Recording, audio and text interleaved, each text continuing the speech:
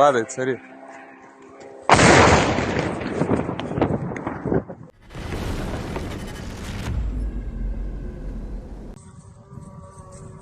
Ukraine has expanded its campaign of precision drone and missile strikes beyond oil refineries to now target the backbone of Russia's electrical grid. Overnight, a powerful strike hit the 500 kilovolt Veshkaima substation in Russia's Ulyanovsk region, a crucial link between the Urals and central Russia's energy networks.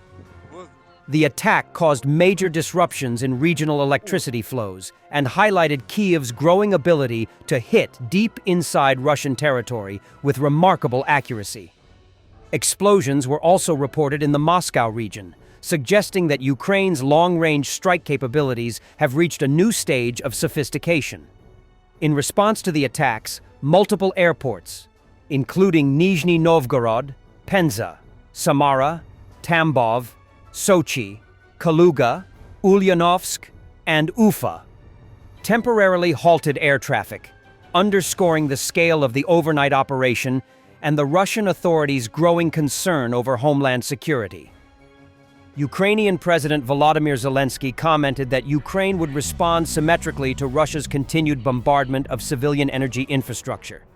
He stated that if Kyiv and other Ukrainian cities are forced to endure blackouts, Moscow and other Russian regions will also feel the same darkness. The message is clear. As winter approaches, energy will once again become a battlefield, and Ukraine is signaling it can now strike at the very core of Russia's internal power grid. This latest operation demonstrates a strategic shift. Kyiv is no longer just disrupting fuel production, but also targeting the arteries of Russia's energy distribution network.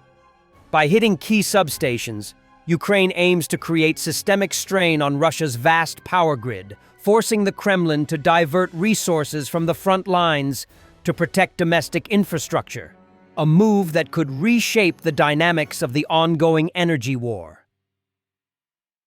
A Russian serviceman fatally shot a fellow soldier and then died of self-inflicted wounds in the Moscow region overnight, the military said Friday. The service member violated safety rules for handling weapons and fatally injured a contract soldier while on duty at a lookout post.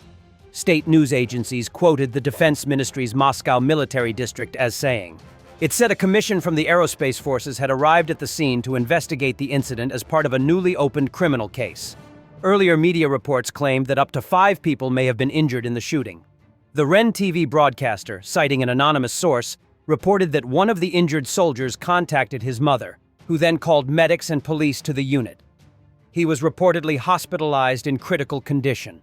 The pro-Kremlin daily Izvestia, also citing an anonymous source, said the shooting took place in the southwestern Moscow suburb of Naro-Fominsk, located 80 kilometers 50 miles southwest of the capital. Both outlets reported that the shooter was a conscript. No motive has been reported. The identities and ranks of both the perpetrator and the victim have not been disclosed. No official sources have confirmed the number of casualties or the branch affiliation of the unit involved.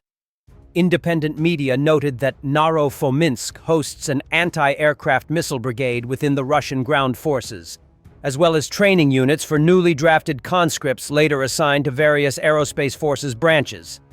Shootings at Russian military barracks are not uncommon, with the army long plagued by bullying and hazing scandals. Russia's military rejects accusations it has a culture of hazing and says it has rooted out bullying rituals that had been common for decades. In 2019, a 19-year-old conscript opened fire at a military base in Siberia, killing 8 soldiers, including 2 officers. Sentenced to 24 years in jail, he described his military service as hell and said he had been regularly abused. Russia has massively ramped up the size of its army since launching its invasion of Ukraine in February 2022. It has recruited hundreds of thousands of contract soldiers, hiking salaries, and offering huge sign-up bonuses. Russian political officers, responsible for maintaining the morale of the Russian army's troops, are handing out instructions to their men, advising them on the best ways of committing suicide. An understandably startled Russian soldier from the 1444th Motorized Rifle Regiment records of video to a friend or relative explaining what he's just been told in a briefing. Are you having fun right now? The political officer, call sign Beard, gathered us all together and handed out these papers. Look, I thought it was some kind of joke. You know, an army joke. But actually, it's not a joke at all. These are several ways in which I should commit suicide in case of the threat of my capture. Of course, I understand everything. There's history. Russians don't surrender. But I haven't even gone into combat yet. And I'm already getting this kind of nonsense. In short, I'm on guard duty. And I'm just shocked by this. This is pure idiocy. I'm reading here about blowing yourself up with a grenade at the temple, chin, or forehead. And then there's this thing, imagine, and they just give it to you as a reward. Study it and use it. Similar leaflets with the same title, Keep Your Honor to the End, have been described before.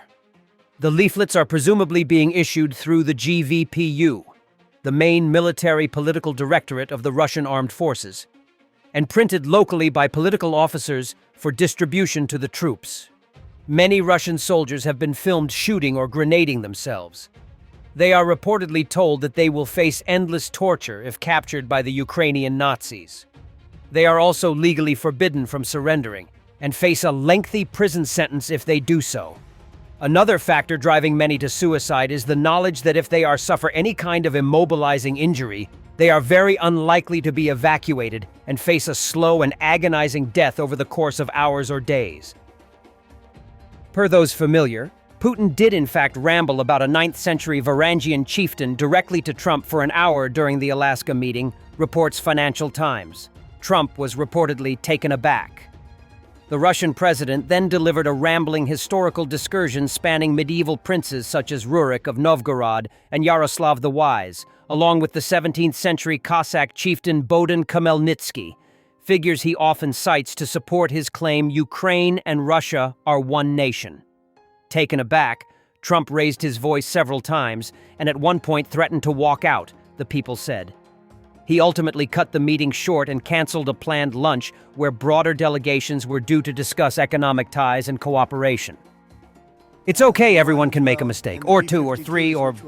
The ones, and the B-52s, which were totally they were stealth, they were undetectable. So we have a lot of different weapons. And, you know, I have an obligation also, though, to make sure that we're completely stocked up. A Phoenix border guard unit destroyed a Russian tank, 3 armored vehicles, 2 buggies, a motorcyclist, a car, a truck, and 2 occupiers with drones on the Kostiantynivka axis. Ukrainian forces continue to hold defensive lines along the Kostiantynivka axis, where Russian troops have intensified assaults supported by artillery and glide bombs.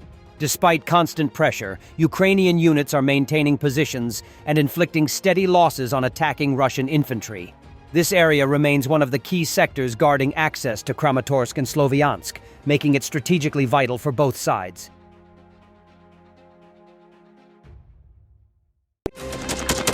Thanks for watching, and don't forget to subscribe. Also, if you want to support Warthog Defense, please become our member and get early access to new videos, exclusive members-only videos, and become administrator in comment section. The membership link is in the description. Every day. We had a guy last week, it's 6 rescues in 6 days. You know, he's doing the job every day.